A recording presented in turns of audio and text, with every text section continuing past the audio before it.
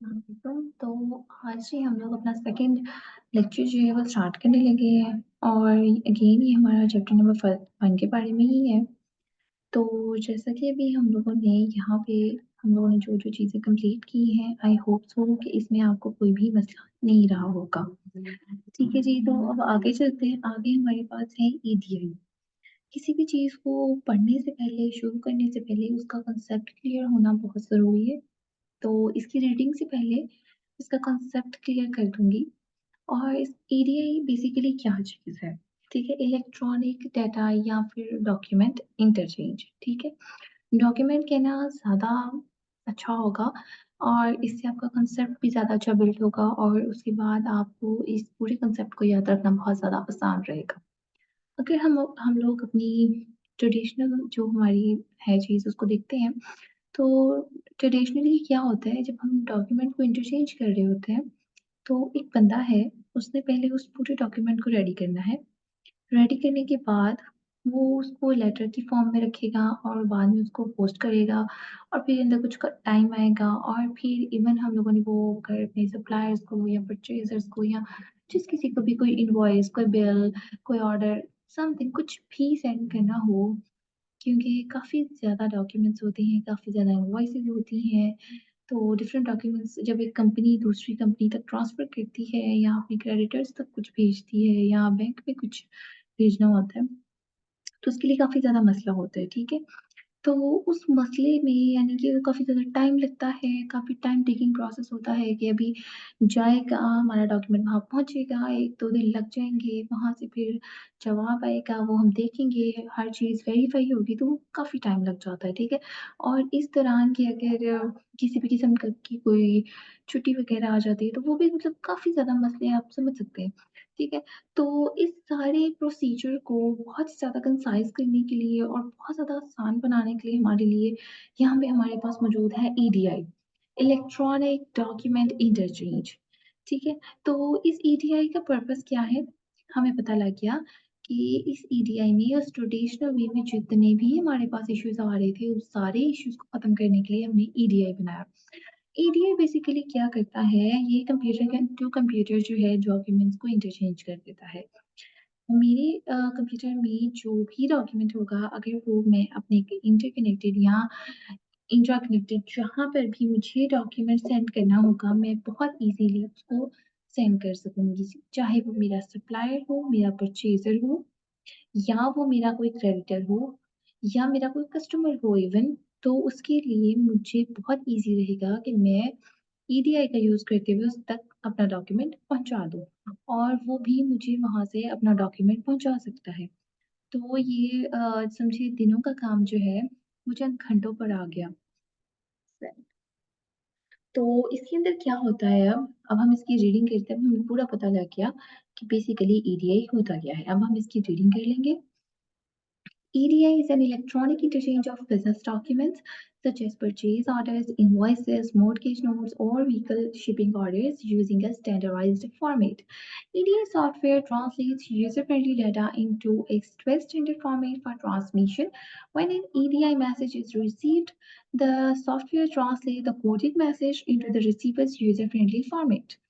अब ये तो हमें पता है मतलब अगर बहुत छोटे बच्चे हैं और अगर वो भी उन्होंने साइंस पढ़ी है, आप लोगों ने पढ़ी है, आपको तो याद होगा कि हम लोग बेसिकली बात करते हैं, तो वो जो हमारी वॉइस है, पहले जी हम उसको सुनते किस तरह से हैं, तो उसकी कुछ एन्कोडिंग होती है, कुछ डिकोडिंग होती है और ये बातें हम लोगों ने अगर हम लोग अभी थोड़ा-सा पीछे जाएँ, तो हम लोगों ने वहाँ पे कम्युनिकेशन में भी ये चीज़ पढ़ी थी कि पहले एन्कोडिंग होती है, देन वो ट्रांसफ़र होता है, फिर उसकी डिकोडिंग होती है और ये सारा प्रोसेस, ठीक है? तो अभी नीचे मैं आपको ये डायग्राम शो करवा देती हूँ। तो यहाँ पे जो हमारे पास एक सेंडिंग कंपनी है और एक हमारे पास रिसीविंग कंपनी है। बेसिकली होता क्या है, जो डाटा होता है, वो एक इंटरनल फॉर्मेट में जाता है। ईडीआई उसको ट्रांसलेट करती है, मीन्स उसको एन्कोड कर दिया उसने, ठीक है? और उसका एक डॉक्यूमेंट बना दिया। अब वो डॉक्यूमेंट जो है, वो जाता है अगली कंपनी के पास, जो कि रिसीवर कंपनी है, ठीक है? अब वो रिसीवर कंपनी जो है, वहाँ का जो ईडीआई ट्रांसलेटर है, वो उसको इस इंटरफ़ेस में कन्वर्ट करता है जो कि उस कंपनी का है, ठीक है? और वो डाटा हमें शो हो जाता है अगली कंपनी को, ठीक है? तो बेसिकली ये उसका प्रोसेस होता है। अब इसके अंदर हमारे पास ना ईडीआई के लेयर्ड आर्किटेक्चर आ जाता है, ठीक है? ये ईडीआई लेयर्ड आर्किटेक्चर का मतलब है कि उसकी 4 लेयर है हमारे पास, ठीक है? 4 लेयर्स है हमारे पास और जो सिमेंटिक लेयर जो हमारे पास पहली लेयर आती है, अगर हम उसको एप्लीकेशन लेयर के नाम से याद करें तो हमारे लिए ज़्यादा ईज़ी रह जाएगा। Describes the business application that is driving EDI, ठीक है? ये लेयर क्या रिप्रेज़ेंट करती है, ये डिस्क्राइब करती है कि जो बिज़नेस की एप्लीकेशन है, उसमें ईडीआई कहाँ पे ड्राइव कर रहे हैं हम, वो वाली चीज़, ठीक है? उसके बाद ये हमारे पास आ गई स्टैंडर्ड ट्रांसलेशन लेयर, उसके बाद ट्रांसपोर्ट लेयर और फिज़िकल लेयर, ठीक है? तो इसको बस आपने एक दफ़ा पढ़ लेना है, तो मेरे ख़्याल में इसका कोई ऐसा डिस्क्रिप्शन का क्वेश्चन तो नहीं आएगा और इवन आया तो एक आधी लाइन है, तो उसको आपने थोड़ा-सा क्रैम कर लेना है। अच्छा जी, तो उसके बाद हमारे पास ये कुछ बेनिफिट्स आ गए। ये ना जितना हम टेक्नोलॉजी में आगे जा रहे हैं ना, तो जितना हम टेक्नोलॉजी में आगे जा रहे हैं, उसके कुछ ड्रॉबैक्स हैं, कुछ बेनिफिट्स हैं और वो ऐसे कॉमन बेनिफिट्स और ऐसे कॉमन ड्रॉबैक्स हैं ना कि वो हर जगह पे फिट हो जाते हैं, ठीक है? अब जिस तरह हमने ईडीआई की बात की है, तो इसके अंदर जी हम लोग जो भी चीज़ कर रहे हैं, आईटी पढ़ रहे हैं अ, तो इसके अंदर ना हम लोगों ने कम्युनिकेशन को बेटर करने की बात करनी होगी। हम लोगों ने अपने एक तरफ से हमने अपने एक्सपेंसेस को लो करने की बात करनी होगी। ठीक है। और जो भी ह्यूमन की वज़ह से एरर्स आ रहे हैं, वो ख़त्म करने के लिए हम आईटी का यूज़ कर रहे हैं, ठीक है? तभी हम मशीन्स पे जा रहे हैं, तभी हम यहाँ पर आ रहे हैं ताकि हम लोगों को थोड़ा बहुत रिलैक्सेशन मिल जाए, हमारी कैलकुलेशन जो है वो मिनटों में हो जाए, ठीक है? हमें घंटों-घंटों ना एक काम पे लगाने पड़े, ठीक है? तो ये कुछ ऐसी बेसिक चीज़ें हैं ना, जो हम कोई भी यहाँ पे चीज़ पढ़ेंगे ना, तो हम उसके बेनिफिट्स में लिख सकते हैं। कि हमने ह्यूमन एरर खत्म करना है, हमने जी पेपर वर्क को रिड्यूस कर देना है, हमने कम्युनिकेशन बेटर कर देनी है। ये जितनी चीज़ें हैं ना, ये हम लोग हर जगह पे फिट कर सकते हैं। ड्रॉबैक्स भी ऐसे हैं। ड्रॉबैक्स में हम लोग कह सकते हैं जी हम लोगों ने ड्रॉबैक्स इसका ये है कि फ़ायदा तो उसका बहुत है, लेकिन उसको फ़ायदा जो है उसके लिए ये है कि अभी हमें प्रॉपर नॉलेज नहीं है उसकी, पहली चीज़। उसके बाद जी हम लोगों ने उसका सेटअप जो करना है ना, इनिशियल सेटअप उसकी कॉस्ट बहुत ज़्यादा है, ठीक है? हमें नॉलेज नहीं है, हमारी जो कॉस्ट है वो ज़्यादा है, ठीक है? और इसके बाद इसका ये वाला एक ये है कि तो ये टाइम कंज्यूमिंग भी है, ठीक है? जो उसका सेटअप है उसको लगते हुए टाइम बहुत लगता है, ठीक है? तो इस तरह की जो चीज़ें हैं ना वो कॉमन चीज़ें हैं, वो आप हर जगह पे लिख सकते हैं। बाकी जो उनसे भी लिस्ट दी होगी यहाँ पे बेनिफिट्स की, ड्रॉबैक्स की, लिमिटेशंस की, उसमें से आपने कोई से अपनी मर्ज़ी के जो आपको पसंद आ रहे हैं आपने वो कर लेना और आप गौर करेंगे कि वो भी तकरीबन कॉमन होता है। तो बगैर टाइम वेस्ट किए काफ़ी हो गया वैसे तो हम स्टार्ट करते हैं बेनिफिट्स को। तो बेनिफिट्स में हमारे पास आ जाते हैं reduced paper work, better communication, accurate and improved billing क्योंकि ये जो है ना ईडीआई देखिए अगर आपको किसी चीज़ की डिफाइन आती है ना तो आप उसके बेनिफिट्स अपने पास से भी लिख सकते हैं। इसका ये मतलब नहीं कि आप कुछ भी लिख दें, आपको उस बात से उसकी समझ आ जाएगी कि इसके क्या बेनिफिट्स हो सकते हैं। क्योंकि हम ईडीआई में बेसिकली इलेक्ट्रॉनिक डेटा या डॉक्यूमेंट इंटरचेंज की बात करते हैं। तो जब हम इलेक्ट्रॉनिकली काम कर रहे हैं ना, डॉक्यूमेंट इंटरचेंज का, तो उसका मतलब है कि खुद भी आप देखिए कि आप ऑनलाइन की तरफ जब आते हैं, तो आपका पेपर वर्क तो रिड्यूस हो जाता है। आपको इतना नहीं करना पड़ता, आप टाइपिंग की तरफ आ जाते हैं, ठीक है? और फिर जो इसके अंदर रहता है कि हम लोगों ने एक चीज़ थी उसको उठाना था, लेके जाना था, अपने जाने का खर्चा लगना था, आगे चीज़ भेजने का खर्चा लगना था, ठीक है? तो ये सारा कुछ ना ये भी और ये सारी ऑपरेटिंग कॉस्ट में आ गया तो ये सब भी हमारा खत्म हो गया, ठीक है? अब जब ये खत्म हो गया तो जो हमसे गलतियाँ हो जाती थी कि ये वाली चीज़ हमने सही से नहीं लिखी, ये सही से नहीं लिखी। जब हम टाइप करते हैं तो हमारी सारी गलतियाँ उसमें निकल जाती हैं, ठीक है? वो ऑटोमैटिकली उसका सिस्टम होता है इस तरीके से। तो इसके अंदर ह्यूमन एरर भी कम हो गया। उसके बाद ये रिकॉर्ड की एक्यूरेसी इस तरीके से कि हमारा कोई चीज़ जो है, हमारी कोई चीज़ भी गुम नहीं हो सकती, ठीक है? हाँ, लेकिन अगर हम लोग इस चीज़ में ये होता है कि अगर हम लोगों ने बैकअप नहीं रखा ना अपने पास, तो फिर चीज़ मुश्किल होती है, ठीक है? अगर हमारे पास बैकअप है, तो फिर ईज़ी है। ठीक है? तो ये वाली चीज़ आ गई, उसके बाद ये दोनों पार्टीज़ बहुत ज़्यादा सैटिस्फाई हो जाएँगी इससे कि मेरे पास भी चीज़ आ रही है, उसके पास भी सेम चीज़ है, हमारी चीज़ें गुम भी नहीं हो रही, हम बहुत सही अच्छे मैनर में चल रहे हैं, तो ये भी उसकी एक चीज़ आ गई, ठीक है? तो अब एक तरफ से बेनिफिट्स पढ़ लेते हैं सारे, reduce paper work, better communication, accurate and improved billing, lower operating cost, improve business cycle speed, reduce human error, improve record accuracy, increase business efficiency, enhance transaction security, increase satisfaction of both parties and receive information in real time. ठीक है जी? उसके बाद इसके कुछ drawbacks हैं, तो इनको पढ़ लेते हैं अब हम। ड्रॉबैक्स में हमें बता गया initial setup is time consuming, limits your trading partners, EDA standards change continuously, too many standards to uphold, keep proper suitable backup system, very high initial cost। ठीक है जी। ये था हमारे पास छोटा-सा EDI का कॉन्सेप्ट और अब आगे हम चलते हैं ई-पेमेंट मोड्स की तरफ। वैसे तो आप इन सब से फ़ैमिलियर होंगे, बस हम लोगों ने इनको इसको एक दफ़ा से रीड करना है। अगर फिर भी किसी को कन्फ्यूजन हो, तो कमेंट सेक्शन ओपन है, आप उसके अंदर कुछ भी लिख सकते हैं कि आपको कहाँ से समझ नहीं आई। तो मैं कोशिश करूँगी कि उसके ऊपर वीडियो बन जाए, तो आप उसको दोबारा से देख लें, ठीक है? वरना मेरे ख्याल में यहाँ पे ये सब सबको पता है इस बारे में। क्रेडिट कार्ड्स की बात करें तो allow customers to borrow funds from bank within a preset credit limit. ठीक है जी। आपको पता है कि क्रेडिट कार्ड में क्या होता है कि हम लोगों ने एक लिमिट सेट की होती है कि हम लोग इतने तक की बैंक के थ्रू हम लोन लेंगे और उस लोन पे हम लोग कुछ भी बाय कर सकते हैं। ठीक है जी। उसके ऊपर कुछ थोड़ा बहुत परसेंटेज हमें पे करना पड़ता है ऊपर। और उसके बाद ये डेबिट कार्ड आ गया, इसमें हमारे बैंक अकाउंट से ही हमारी डिडक्शन हो रही होती है, deduct money directly from your bank account. Smart card जो है, जिस तरह कि आप लोगों ने देखा होगा कि आपके जो CNIC बन रहे हैं, उसके ऊपर भी एक छोटी-सी चिप लगी होती है या आपके जो अब नए वाले क्रेडिट कार्ड्स और डेबिट कार्ड्स आ रहे हैं, थोड़े अपग्रेड होकर आए हैं, तो उसके अंदर भी वो चिप जो है वो इंसर्ट की हुई होती है। तो एक छोटी-सी सिम की जैसी होती है, आप लोग और करें तो। तो smart card has an embedded chip that stores information used to perform financial transactions।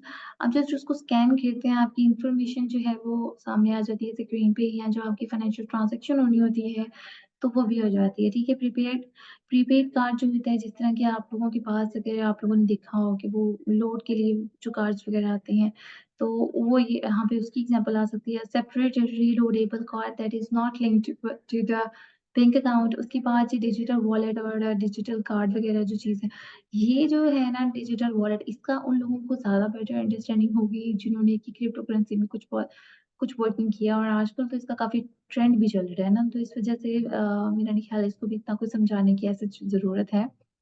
An electronic device or online service that allows one party to make electronic transactions with another party using digital currency units।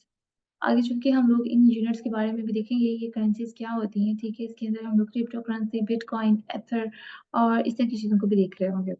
Digital card, virtual card और cloud card ये क्या होते हैं कि are digital version of your bank card that is available online and don't have a physical form. Electronic fund transfers, EFT, और ये बहुत common है आजकल के लोग जो है अपने बैंक अकाउंट से ही जो है वो अपने मोबाइल पे यूज़ करते हुए ट्रांज़ैक्शंस कर देते हैं। डिजिट्स जो है अगले बंदे के डिजिट्स अगले बंदे के बैंक अकाउंट में ट्रांसफ़र हो जाते हैं। वो हाथ में पैसे नहीं होते, डिजिट से लगता है ना फिर।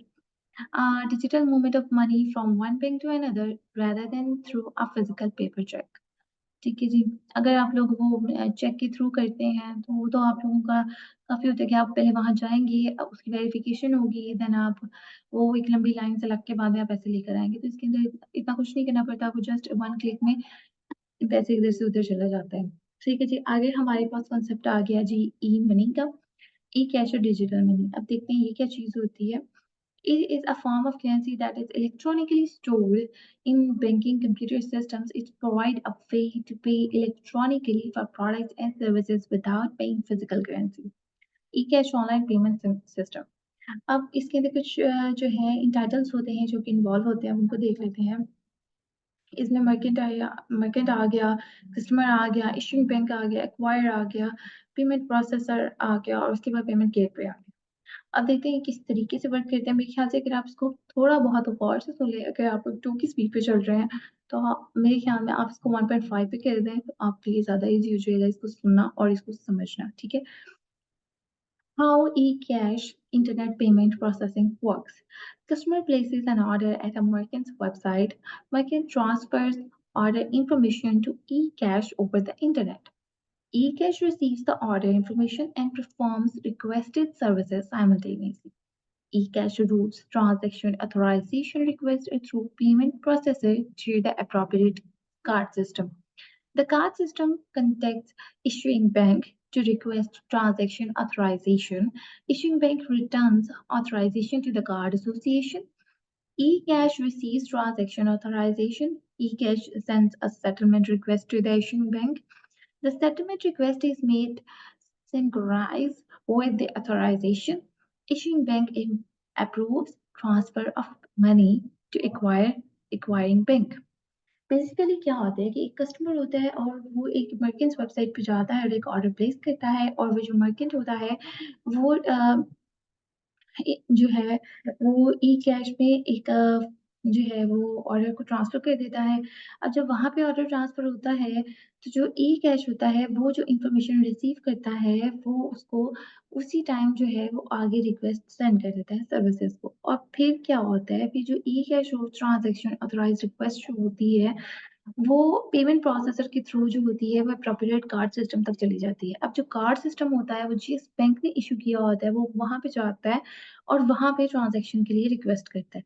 अभी जब वहाँ उस इश्यूइंग बैंक से ऑथराइज़ेशन मिल जाती है कार्ड एसोसिएशन को, तो वो दोबारा से ई कैश सर्विस को रिसीव होती है और ई कैश जो है, वो आपकी जो ये सारा प्रोसेस है, उसको ओके कर देता है, ठीक है? अब जब वो ओके कर देता है, तो जो सेटलमेंट होती है वो हमारी हो जाती है और जो इश्यूइंग बैंक होता है वो जो ट्रांसफ़र होता है मनी का मर्चेंट्स अकाउंट्स में वो सेंड कर देता है, ठीक है? तो ये एक सिस्टम होता है जो कि विदिन मिनट्स हमारे पास हो रहा होता है। आई होप सो कि इसके अंदर कोई मसला नहीं आया होगा, ठीक है? ये इसकी छोटी-सी डायग्राम है, आप इसको देख लीजिएगा। उसके बाद जी हम इसके एडवांटेजेस की बात कर लेते हैं। Fast and easy transactions reaching global audience, low transaction costs, variety of payment choices, easy to manage, better customer experience, recurring payment capabilities। और अगर आप गौर करेंगे ना तो बहुत सारे इसके अंदर ऐसे पॉइंट्स थे जो कि रिपीट हो रहे हैं, ठीक है? और कुछ ऐसे पॉइंट्स हैं जिनको आप रिपीट भी कर सकते हैं, जिस तरह के ईज़ी टू मैनेज आप इसको रिपीट कर सकते हैं। फास्ट एंड ईज़ी ट्रांज़ैक्शंस और ये देखिए रीचिंग ग्लोबल ऑडियंस वाला पॉइंट आप ये भी कॉमन है, ये भी हर जगह आ रहा है, लो ट्रांज़ैक्शन कॉस्ट वग़ैरह और मतलब कुछ हैं जो बहुत कॉमन हैं और रिपीट होते हैं। Chances of fraud, online scams, कहीं पर भी आपकी पेमेंट की बात आती है और इलेक्ट्रॉनिकली की बात आती है ना, तो वहाँ पे चांसेस ऑफ फ्रॉड और ऑनलाइन स्कैम्स की बात लाज़मी आएगी। आपकी इन्फॉर्मेशन चोरी होने की बात लाज़मी आएगी। आपकी एक्सेस के ऊपर जो है अटैक्स होंगे, सर्विसेज़ के ऊपर होंगे, ये सारी चीज़ें ना ये लाज़मी होंगी, ठीक है? तो ये बात आपने याद रख लेनी है और मेरे ख़्याल से बहुत से ऐसे लोग होंगे जिन्होंने ये सब चीज़ें अल्लाह ना करे फेस भी की होंगी, तो वो जानते होंगे इसको। Chances of fraud, online scams और बेसिकली ऑनलाइन स्कैम तो जो है ये हम लोगों को देखने में मिलते हैं जब हम लोग कोई चीज़ ऑनलाइन ऑर्डर करते हैं। उसके बाद ये denial of service attacks, direct access attacks, eavesdropping attack. ये जो एवरस्टॉपिंग अटैक है ना, ये जो टर्म है वोकैब्युलरी की, ये थोड़ी डिफरेंट है। लेकिन इसके लिए आपको वो एमसीक्यूज़ में पूछ भी सकता है कि आप इसको डिफाइन करेंगे ये क्या होता है? तो उसके लिए आपने इसको लाज़मी याद रखना है कि ये इन्फॉर्मेशन चोरी की बात हो रही है, ठीक है? Theft of information. आगे जी हमारे पास आ गया जी क्रिप्टो करेंसी, इसको कवर करते हैं। क्रिप्टो करेंसी तो नो डाउट कि हर किसी को पता होगा आज के ज़माने में ये कोई इतनी ढकी-छुपी बात नहीं है। हाँ, लेकिन अगर ब्लॉकचेन की तरफ जाएँगे तो इसका कांसेप्ट आपको थोड़ा लेना पड़ेगा, ठीक है? इसकी रीडिंग मैं कांसेप्ट की बात करूँगी। Digital currency or cryptocurrency is any form of currency that exists digitally or virtually and uses cryptography to secure transactions. For example, Bitcoin, Ethereum, Ripple, Polygon, tether etcetera, ठीक है?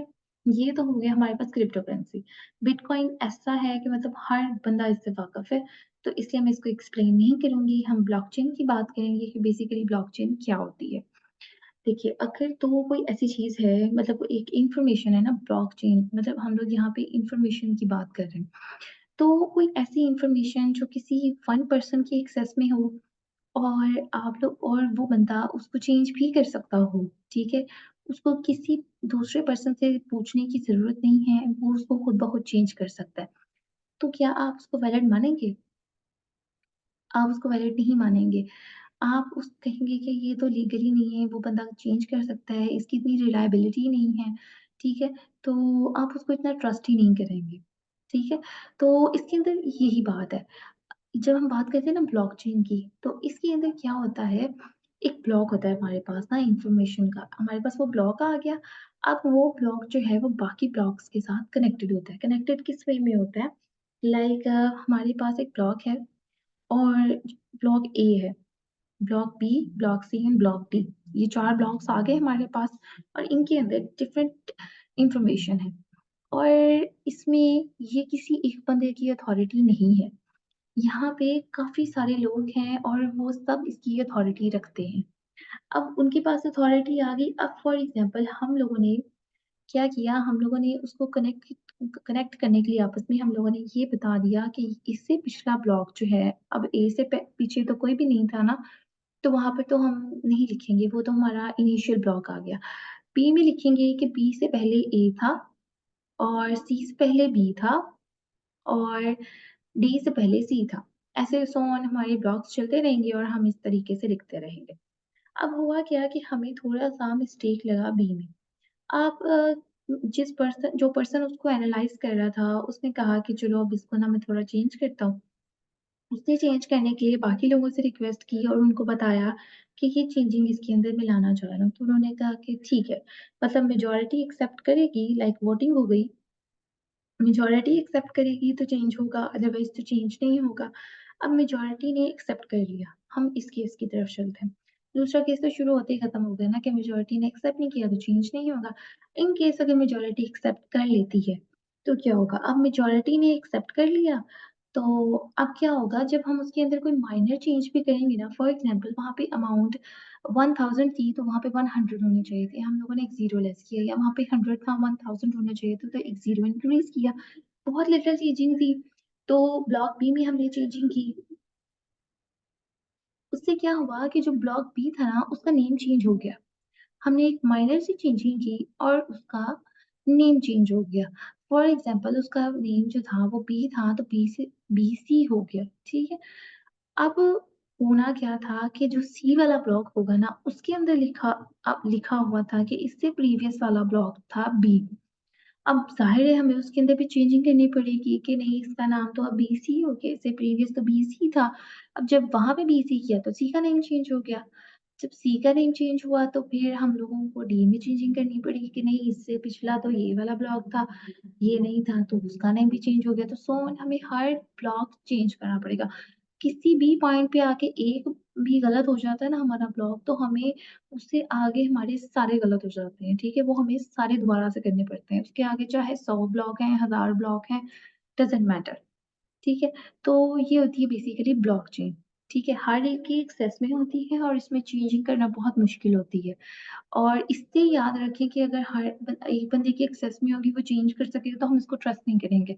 तो ज़ाहिर है कि जब ये ब्लॉकचेन की बात करेंगे जो उससे इन्वर्स है तो हम इसको ट्रस्ट करेंगे और फिर इसके अंदर चेंजिंग भी नहीं हो सकेगी। अब हम इसको पढ़ते हैं और फिर आप देखेंगे कि आपके लिए इसको पढ़ना भी आसान रहा और आपका कांसेप्ट भी क्लियर हो गया। आई होप सो कि सबका हो गया होगा। When we see the word blockchain in this context, we are actually talking about the digital information, the block stored in a public database, the chain. Blockchain is the technological structure behind the Bitcoin network that stores public transactional records in several databases in a network connected through peer-to-peer nodes. It is a distributed, decentralized digital public ledger. Every transaction in this ledger is authorized by the digital signature of the owner. These ledgers can't be altered, deleted, edited, or destroyed. Blockchain increases trust, speed, security, transparency, visibility, and traceability of data shared across a business network. ठीक है जी। I hope so कि इसको पढ़ने में कोई मुश्किल नहीं रही होगी और आपका कांसेप्ट भी अच्छा बिल्ड हो गया होगा। यहाँ पे एक छोटा-सा ये हमारे पास आ रहा है इसका फॉर्मेट आ रहा है, स्ट्रक्चर आ रहा है, इसको आप देख लीजिएगा। उसके बाद आगे हम इसकी एडवांटेजेस की बात करते हैं।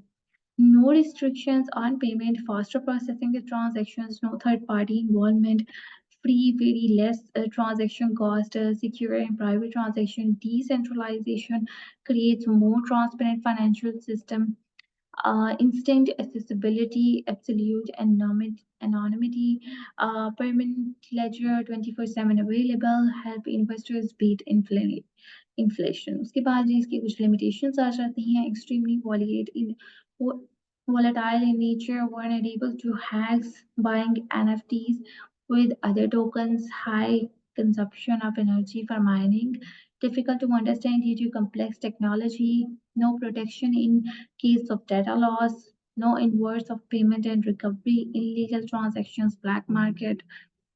ये वाला पॉइंट इसके अंदर क्यों आया? इसको आप इस तरीके से समझें कि अगर हम लोग कोई बंदा भी हमें बाहर से पेमेंट भेजता है या हम उसे यहाँ से बाहर पेमेंट भेजते हैं, तो बैंक उसके लिए कुछ फ़ी चार्ज करता है, ठीक है? बैंक ने जो फ़ी चार्ज करनी है, वो ज़्यादा होती है as compare to crypto currency कि अगर हम लोग वही पेमेंट क्रिप्टो करेंसी में इन्वेस्ट करते हैं और वो हम लोग नेक्स्ट पर्सन को भेज देते हैं और वो वहाँ से विथड्रॉ करवाता है, तो उसकी इतनी फ़ी नहीं होगी, जितनी कि हमें यहाँ से उसको डायरेक्ट भेजते हुए पे करनी पड़ेगी। तो ये होता है इल्लीगल ट्रांज़ैक्शन और ब्लैक मार्केट कि इसके अंदर आप अपना व्हाइट मनी डाल के उसको ब्लैक मनी डालेंगे तो आप उसको व्हाइट मनी कर सकते हैं, ठीक है?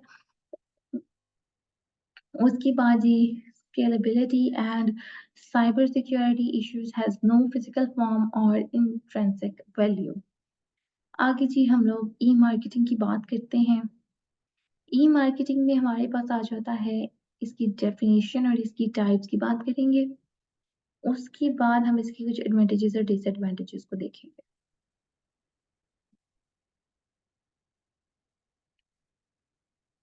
E-marketing.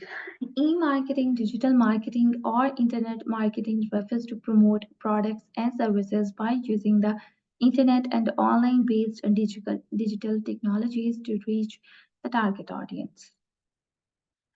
जो भी चीज़ है हम लोगों ने सेल करनी है, चाहे वो हमारे प्रोडक्ट्स हों या वो हमारी सर्विसेज़ हों, जब हम उन्हें इलेक्ट्रॉनिकली उनकी मार्केटिंग करेंगे, उनकी एडवर्टाइज़मेंट करेंगे और हम वहाँ से डिफरेंट ऑडियंस को टारगेट करेंगे, तो यूज़िंग टेक्नोलॉजी, यूज़िंग इंटरनेट तो वो हमारे पास क्या आ जाएगा ई-मार्केटिंग, इलेक्ट्रॉनिक मार्केटिंग। ठीक है जी, आगे हमारे पास इसकी कुछ टाइप्स आ जाते हैं। सर्च इंजन ऑप्टिमाइज़ेशन अक्सर मतलब आप लोगों ने नोटिस किया होगा कि अगर आप लोगों का कोई भी यूट्यूब का चैनल है, तो उसके अंदर ये ऑप्शन ज़रूर होती है कि आपका कंटेंट किस नाम से कितनी बार कैसे सर्च किया गया। ठीक है? आप लोगों ने ये चीज़ लाज़मी नोट करनी है, उसके अंदर ये वाली चीज़ होती है। उसके बाद ये ईमेल मार्केटिंग अक्सर आप लोगों ने देखा होगा कि आपकी ईमेल पे आपको अक्सर प्रमोशंस आ रही होती हैं कि लाइक आप लोगों ने अगर एक दफ़ा स्टाइलो को ही विज़िट कर लिया तो आपको आपकी इनबॉक्स में ढेर लग जाएगा कि आप लोग को स्टाइलो की तरफ से मेल्स आ रही हैं, उनकी कोई सेल लग रही है, आपको पता लग जाएगा। उसके बाद जी पे पर क्लिक और ये वाली चीज़ भी आप लोगों ने बहुत देखी होगी कि जो लोग एड्स लगाते हैं, वो सुना है कि एड्स लगाने के बहुत पैसे मिलते हैं, तो किस तरीके से कि जितनी बार उस ऐड पर क्लिक होता है, उतनी बार अगले बंदे को पेमेंट होती है, ठीक है? उसके बाद जी मोबाइल मार्केटिंग की बात कर लेते हैं। जिस तरह के आप लोगों को डिफरेंट किस्म के एसएमएस वगैरह आ रहे होते हैं, एमएमएस आ रहे होते हैं या जो भी एड्स वगैरह आपकी ऐप्स वगैरह पे आ रही होती हैं, तो ये सारी मोबाइल मार्केटिंग में आ जाता है। उसके बाद जी सोशल मीडिया मार्केटिंग जैसे कि अब आप लोग फेसबुक को ही देख लें, तो फेसबुक पे तो एक अलग सा सेगमेंट बना हुआ है कि जहाँ पे जाके आप अपनी चीज़ें जो है उसको सेल आउट कर सकते हैं। इसके अलावा कुछ एड्स वगैरह के भी ऑप्शन होते हैं, आपको इंस्टा पर भी देखने को मिल जाएँगे। उसके बाद कुछ कंटेंट मार्केटिंग आ जाती है, एफ़िलिएट मार्केटिंग आ जाती है कि आप देखेंगे कि बहुत सारे लोग बहुत से लोगों को प्रमोट कर रहे होते हैं। इन्फ्लुएंसर मार्केटिंग वगैरह, ठीक है? उसके बाद ये इलेक्ट्रॉनिक बिलबोर्ड्स आ जाते हैं, जिस तरह आप रोड पे जा रहे होते हैं, तो वहाँ पे एक स्क्रीन लगी हो आपको नज़र आएगी। तो वो जो एलईडी स्क्रीन होती है, वो डिफरेंट किस्म की आपको एड्स शो करवा रही होगी, तो ये वो आ जाते हैं। उसके बाद ये वर्चुअल मार्केटिंग वगैरह तो वन बाय वन हम इन सबको पढ़ लेते हैं एक दफ़ा कि यहाँ पे क्या लिखा हुआ है। वैसे हम लोगों ने इसका जो थोड़ा बहुत कांसेप्ट था वो हमने ले लिया है। Search engine optimization, the practice of orienting company's website to rank higher on a search engine results page to increase the visibility when people search for products or services. Email marketing, the act of sending promotional messages to people in mass quantities through email. Pay-per-click, in which the advertiser pays fee to publish when the ad is clicked. Mobile marketing.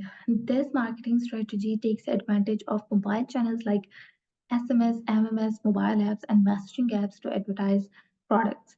Social media marketing is using social media platforms as a marketing tool.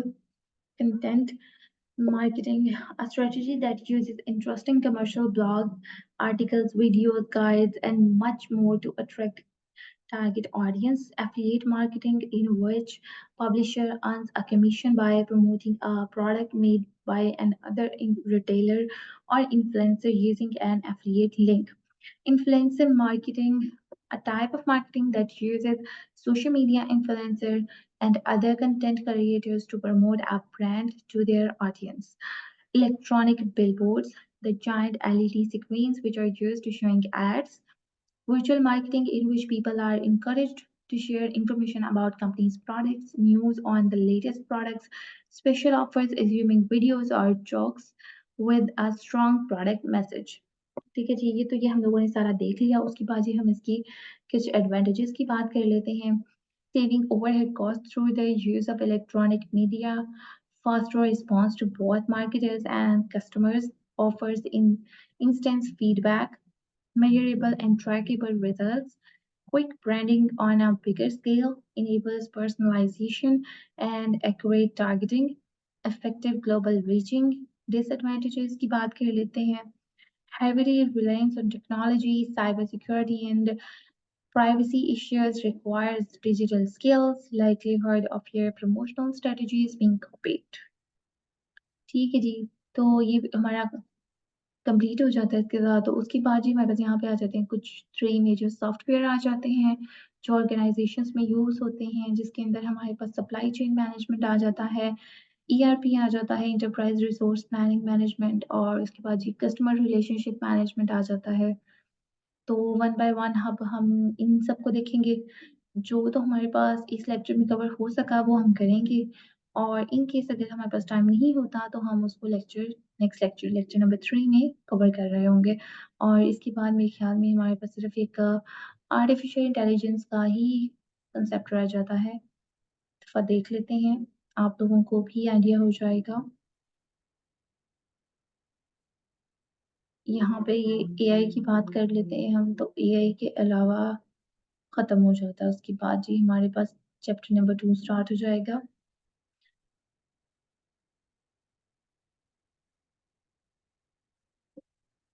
चलिए बगैर time ज़ाया किए हम supply chain management को start करते हैं।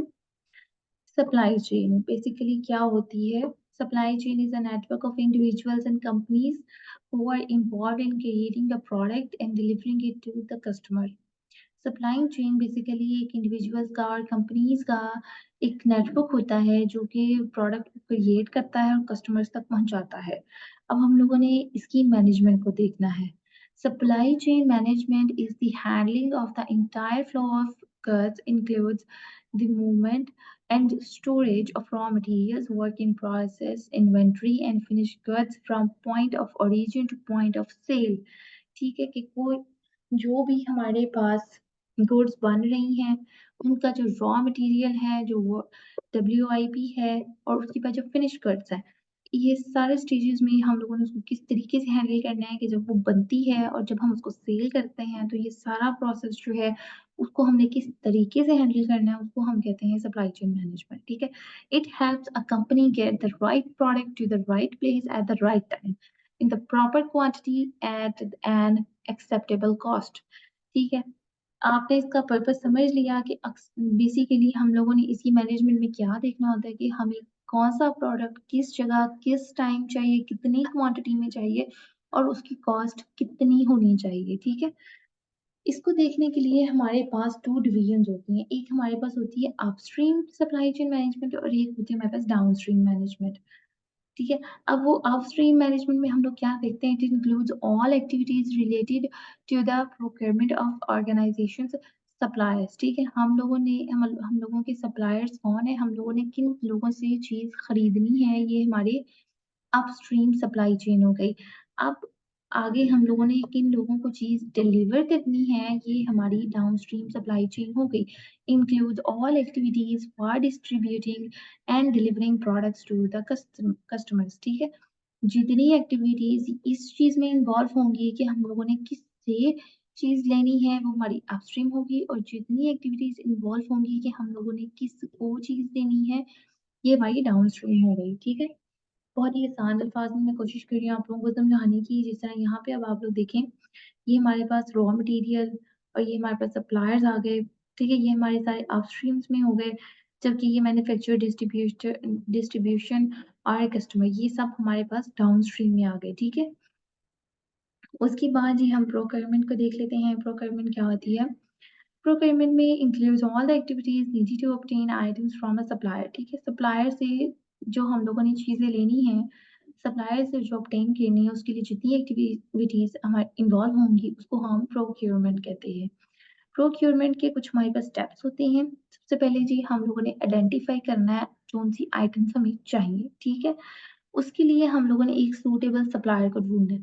उसके बाद हम लोगों ने उसके साथ कॉन्ट्रैक्ट की कुछ टर्म्स को नेगोशिएट करना है, ठीक है? कि इतने पैसे नहीं, इतने होने चाहिए, हमारी ये टर्म्स एंड कंडीशंस हैं, वो अपनी बताएगा, आप अपनी बताएँगे और एक पॉइंट ऐसा आएगा कि जहाँ पे दोनों मुत्तफ़िक हो जाएँगे, ठीक है? उसके लिए बाद में हम लोगों ने एक परचेज़ ऑर्डर क्रिएट कर लेना है, हम लोगों ने उसको गुड्स का ऑर्डर दे देना है, उसके बाद हम लोगों ने देखना है कि जो गुड्स हमने ऑर्डर की थी वो हमें जैसी हम लोगों ने कही थी वैसी ही रिसीव हुई हैं, ठीक है? उसके बाद हम लोगों ने उसकी जो चेकिंग कर ली, उसके बाद हम लोगों ने जो हमारे पास इनवॉइस है, जो हमारे पास बिल आया है, हम लोगों ने उसकी चेकिंग करनी है, जितनी हमने ऑर्डर की थी उतनी पहुँच गई हैं, किस हिसाब से बिलिंग हुई है, ठीक है? और उसके बाद हम लोगों ने उसको पे कर देना है, ठीक है? वन बाय वन अब हम इन स्टेप्स को पढ़ लेते हैं, एक दफ़ा रीड कर लेते हैं। Identifying required items, finding suitable supplier, negotiate contract terms with selected supplier, create a purchase order, ordering the goods, receiving and checking the goods are as ordered,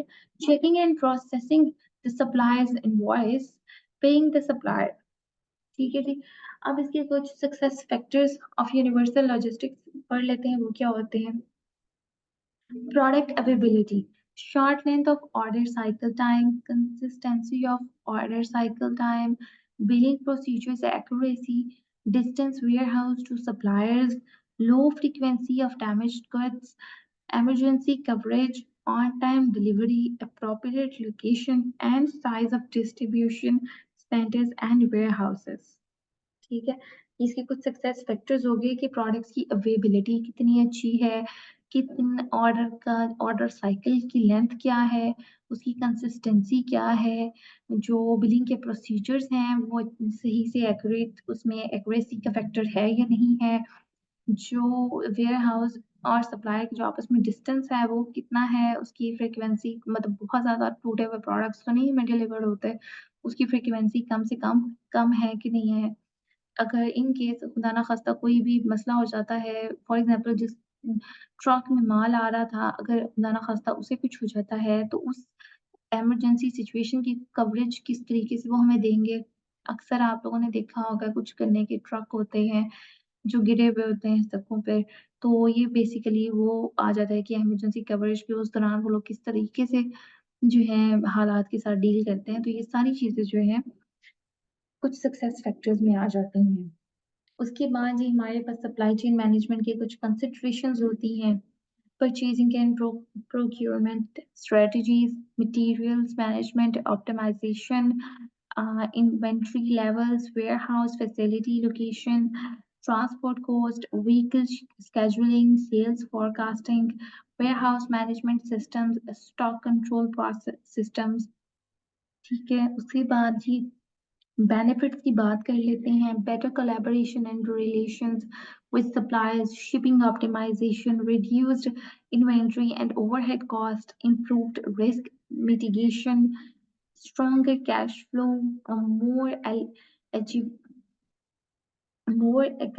agile business, better visibility and data analyst, consistent quality assurance, customer satisfaction, increased productivity, shorter lead times। ठीक है, तो ये हमारे पास आगे इसके कुछ benefits, ठीक है। आगे चलते हैं हम इंटरप्राइज रिसोर्स प्लानिंग पे, ईआरपी पे। ईआरपी बेसिकली क्या होती है? ईआरपी हमारे पास ना एक ऐसा सिस्टम होता है कि जिसके अंदर हमारे पास यहाँ पे ये आपको नज़र आ रहा होगा कि इसके 3 मेजर फंक्शंस जो हैं वो क्या होते हैं। इसके अलावा भी हमारे पास इसके काफ़ी फंक्शंस होते हैं बट ये मेजर लिखे हुए हैं यहाँ पे।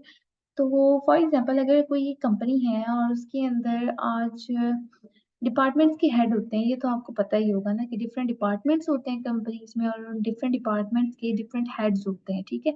तो सारी इन्फॉर्मेशन तो हेड के पास होती है या लगा लें उनके असिस्टेंट्स जो होते होंगे, असिस्टेंट के पास होती होंगी। तो अगर वो जो डिपार्टमेंट का हेड है, वो आज ऑफ पे है, लेकिन कंपनी के जो डायरेक्टर, जो ओनर्स बैठे हुए हैं, उनको मीटिंग के दौरान उसकी ज़रूरत है कि वो यहाँ पे पर्सन हो, वो हमें बताए कि उसके डिपार्टमेंट में क्या चल रहा है। फॉर एग्ज़ाम्पल जिस तरह यहाँ मेजर वाला ही ले लेते हैं, फाइनेंशियल मैनेजमेंट की बात कर लेते हैं, ठीक है? तो फाइनेंशियल मैनेजमेंट का जो उस डिपार्टमेंट का हेड है, वो हमें इन्फॉर्म करे कि उसके डिपार्टमेंट में किस तरीके से कैसे काम हो रहा है। तो वो देखने के लिए हमें वो छुट्टी पर है तो हमारा तो काम रुक गया ना, हमारी जो प्लानिंग कर रहे थे बोर्ड ऑफ डायरेक्टर्स जो ओनर्स प्लानिंग कर रहे थे वो वहाँ पे स्टिल रुक गई। तो उस चीज़ को ओवरकम करने के लिए हमारे पास एक सॉफ्टवेयर हम लोगों ने क्रिएट कर किया है और उसकी भी हम आगे देखेंगे कि इसमें किस-किस तरह के सॉफ्टवेयर्स जो हैं, उसकी कुछ एग्ज़ाम्पल्स हमारे पास दी हुई हैं कि इसमें कौन से आ जाते हैं, वो भी हम देख रहे होंगे। तो वो क्या है कि ये ईआरपी के सॉफ्टवेयर्स क्रिएट किए गए हैं कि इसके थ्रू जो कंपनीज़ हैं, वो अपनी हर डिपार्टमेंट को एक ही जगह पे देख सकें। वो जस्ट विदिन 1 क्लिक जो है, वो हर चीज़ को देख लें कि किस डिपार्टमेंट में क्या चीज़ कैसे हो रही है, ठीक है? तो ये बहुत आसानी की गई है।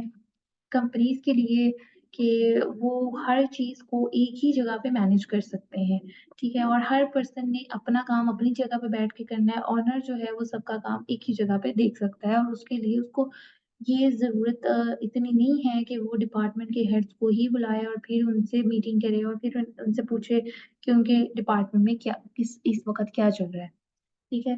तो अब इसकी रीडिंग कर लेते हैं कि ERP is a multi-module software system used by organizations to integrate and manage its core business processes. Three major functions of ERP system: financial management, human resource management, customer relationship management.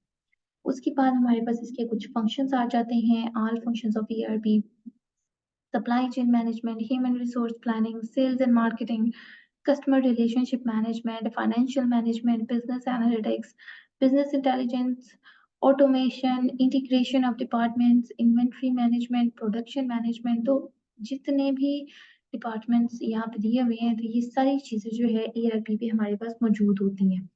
उसके बाद evaluation and selection of ERP involves business processes are fully integrated, latest trends are covered, vendor has customizing and implementing capabilities, business can absorb the cost, return on investment is optimum। और इसके बाद कुछ हमारे पास top ERP vendors आ जाते हैं, तो उनको देख लेंगे जिसमें सबसे पहले नंबर पे हमारे पास सैप है, ठीक है? सैप, ओरेकल और ये जो हैं ये काफ़ी ज़्यादा नीडेड होते हैं इंडस्ट्रीज़ में। सैप हो गया, ओरेकल हो गया, माइक्रोसॉफ्ट हो गया, ठीक है? और भी इसके अलावा यहाँ पे काफ़ी दिए हुए हैं। उसके बाद इसके कुछ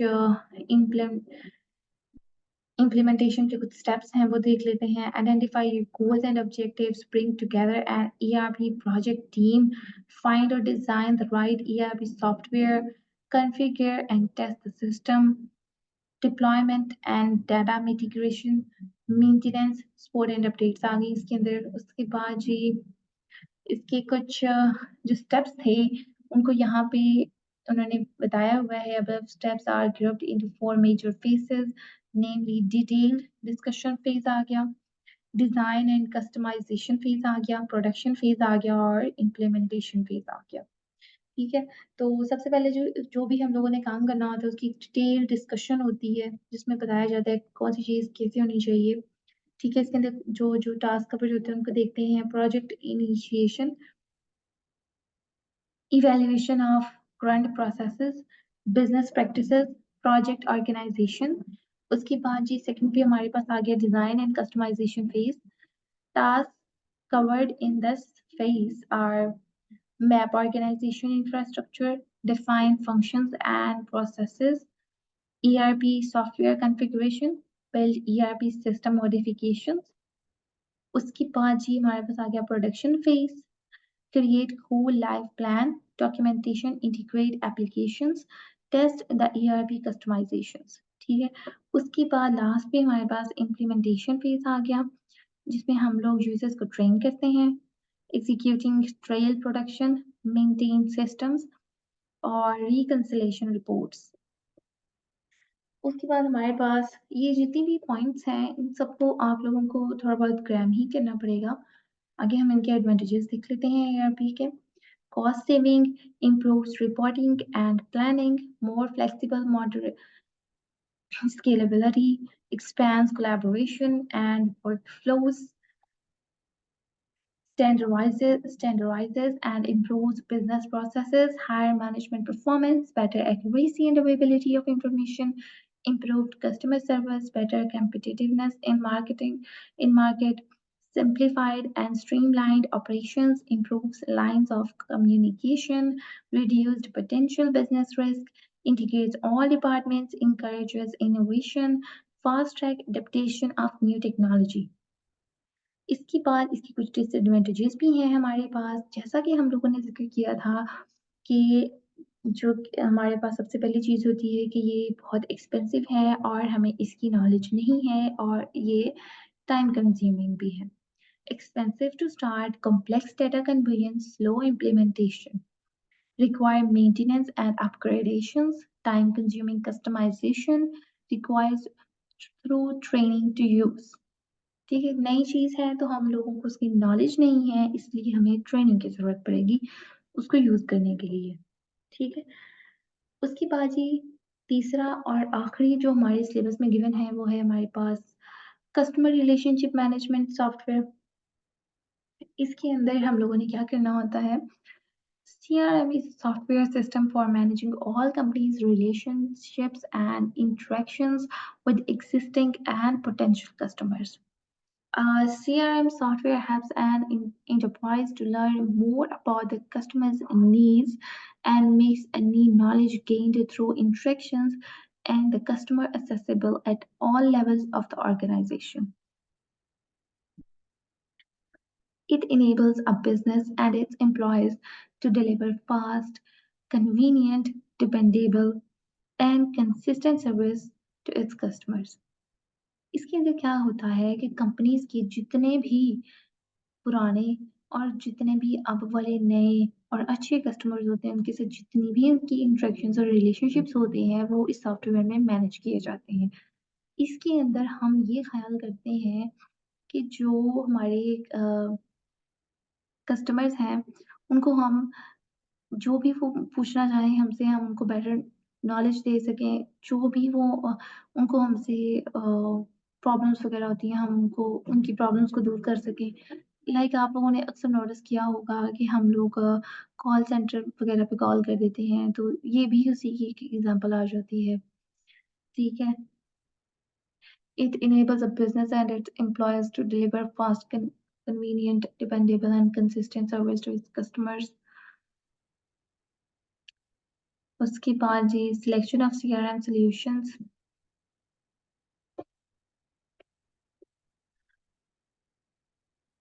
इसके अंदर कुछ स्पेशल कंसिडरेशंस को हम लोगों को ज़हन में रखना पड़ता है कि अगर ऐसा कुछ नहीं है, तो हमें फ़िज़ूल में पैसे खर्चने की ज़रूरत नहीं है। Why does your business need a CRM solution? Is it really a smart as marketing solution? Is the CRM affordable? Is the CRM easy to use? Is the CRM customizable? How easily can you capture and engage buyers? Will the CRM grow with your business? How secure is the CRM?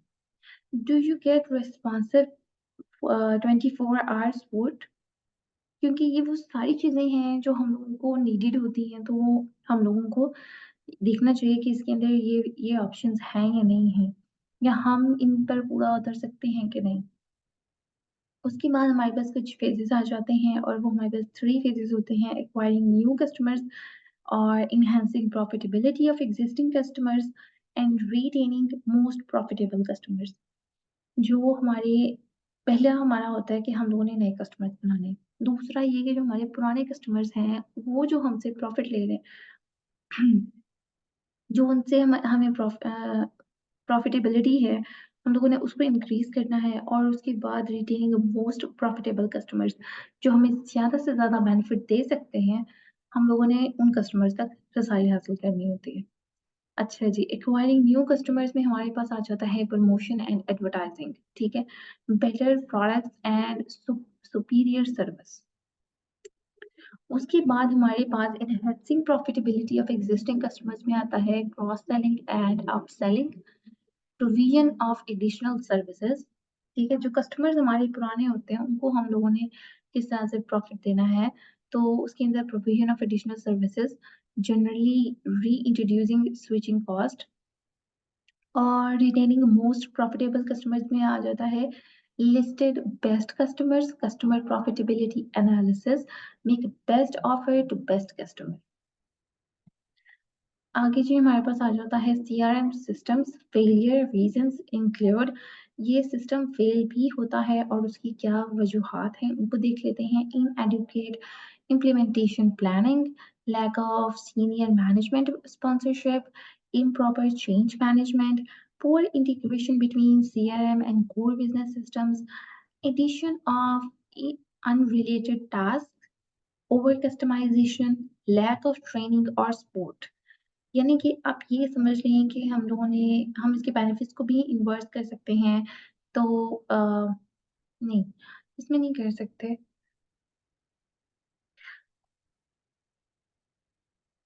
जिस तरह के ये हमारा पहले हम लोगों ने last software में ईआरपी में पढ़ा था कि हमें ट्रेनिंग का सपोर्ट की ज़रूरत होती है और ये हमने उसके ड्रॉबैक में पढ़ा था। और यहाँ पे कई सिस्टम्स की अगर आपको यहाँ पे सीआरएम हो या आपके पास यहाँ पे ईआरपी आए या आपके पास सप्लाई चेन मैनेजमेंट आए और उसका फेलियर की रीज़न पूछी जाए तो भी ये सेम ही होंगे कि लैक ऑफ ट्रेनिंग और उसके बाद यहाँ पे lack of senior management sponsorship, inadequate implementation of planning, improper change management और इसके बाद जी एडिशन ऑफ अनरिलेटेड टास्क और ओवर कस्टमाइजेशन। तो ये वाली चीज़ें इसके अंदर इंक्लूड हो जाएंगी। किसी भी सिस्टम का फेलियर आपसे पूछा जाए तो आप ये वाले पॉइंट्स वहाँ पे लिख सकते हैं। अब सीआरएम के बेनिफिट्स की बात कर लेते हैं। Better customer service, increase marketing opportunities, increase sales and profitability,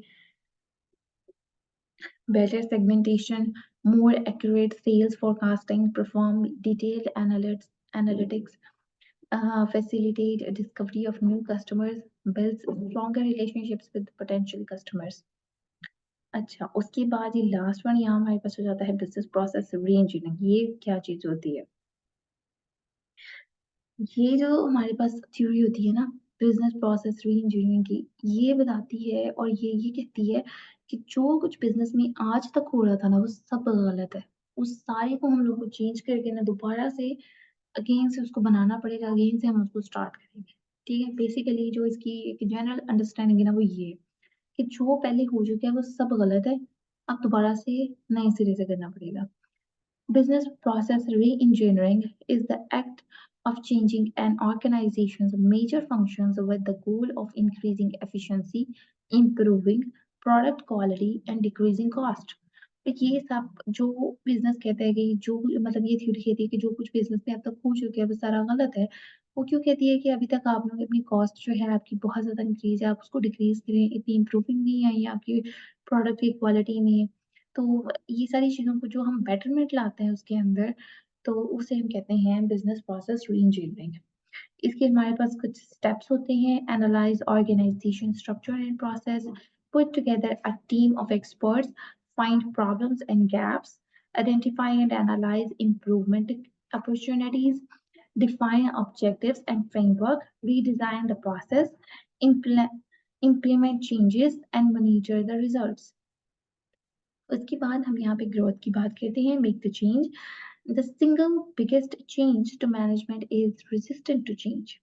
To overcome this resistance, successful companies create a culture open to change by focusing on three key areas। और वो three key areas कौन कौन से हैं? Communication, participation, alignment। Communication, create a clear vision about the change and communicate it to all the organization। Participation, people support the change they have helped to create।